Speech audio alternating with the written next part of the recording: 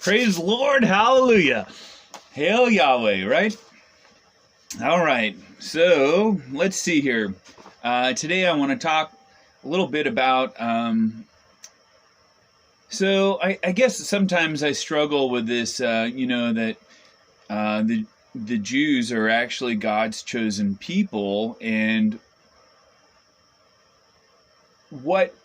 how do Gentiles fit into that? How do I fit into that, not being Jewish? And this morning I was thinking about King Nebuchadnezzar. Actually, I was listening to Joel Osteen, and he brought him up, and it made me think about it. And I remembered and I recalled that during his reign, while he was obedient to God, God blessed him, and when he wasn't, God didn't bless him at all, did he?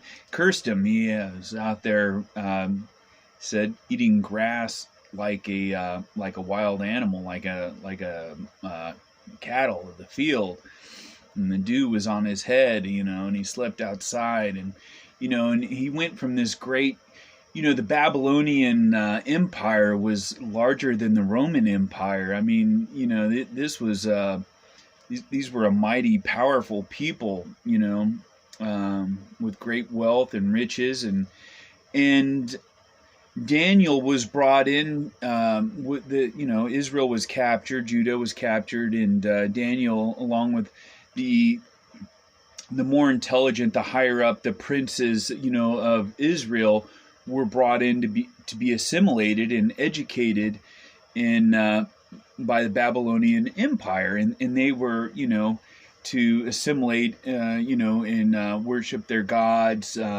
eat their foods, and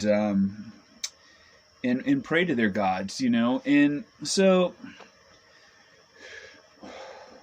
First of all, it was it was an honor to be brought in and to be treated this way by the Babylonian people. All right, and Daniel had to know that not obeying the king's edicts would be punishable by death, and Daniel took a stand, and not only didn't worship their gods. It says Daniel 3 times a day would get down and worship God, on his hands and knees, and not only that, but didn't obey their diets. He ate clean food, and just what a stand up man, and really, just even after being treated well by the Babylonians, still stood up for God's laws and his precepts, and it shows us how important those are, right? And anyway, so here's something kind of neat, so I spent about 3 years in Iraq from 2005 to 2010. My first tour, I was about 32 miles south of Baghdad along the Sunni Shia triangle, and it was pretty rough because we were fighting the Mujahideen along with Al Qaeda, so we had to battle these 2 different factions. However, about once a week almost, I got to drive through Babylon, which is modern day Hilla, which I just, for me that was really neat. I enjoy the Bible, and I got to see the Tigris and the Euphrates and flew over them many times and drove along them. And the Euphrates actually goes through Babylon. And, I got to see the ziggurat of Abraham. I mean, that's neat. You know how old that is? I to actually get to see that. I got to go to Nineveh, which is modern day,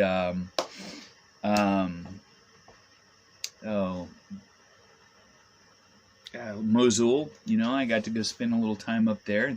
And actually, I thought out of all of Iraq, that was the most beautiful, was up there in Mosul. There's mountains and it's pretty. But anyway, so Nebuchadnezzar has a vision, and I want to talk real quick about that. I've had some visions in my life, and one of them was, and they were actually dreams, but they were so vivid. I know they were from God. Nebuchadnezzar knew that these were from God, and I just one of them that I had was of this.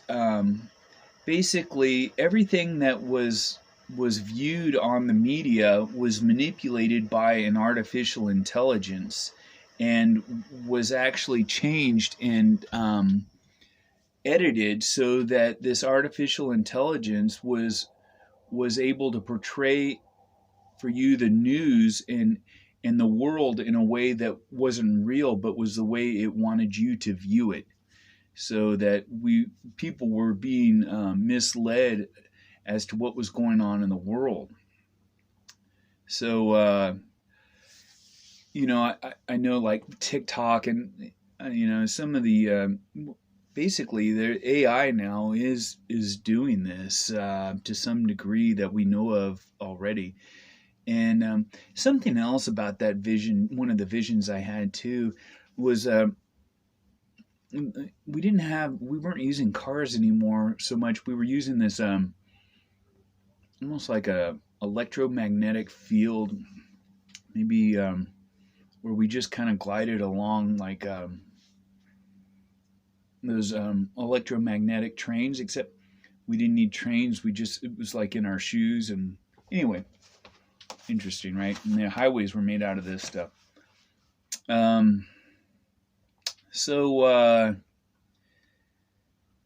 yeah, what else did I want to talk about? Oh yeah, so back to the news.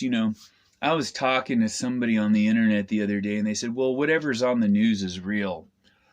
And I want to tell you, this was maybe it was 2006 or 2007. I was in Baghdad, and on BIOP, which were multiple bases all in one. I think I was actually on Camp Victories where I was staying. But anyway, I I was walking back to my hooch, my little. I was staying in a modular building, and across the street was there was three journalists and three cameramen. One was CNN and one was Fox News, and I was kind of disappointed with Fox News because anyway. And one was it NBC. I can't remember what the third one was now, but I saw them all standing there and reporting.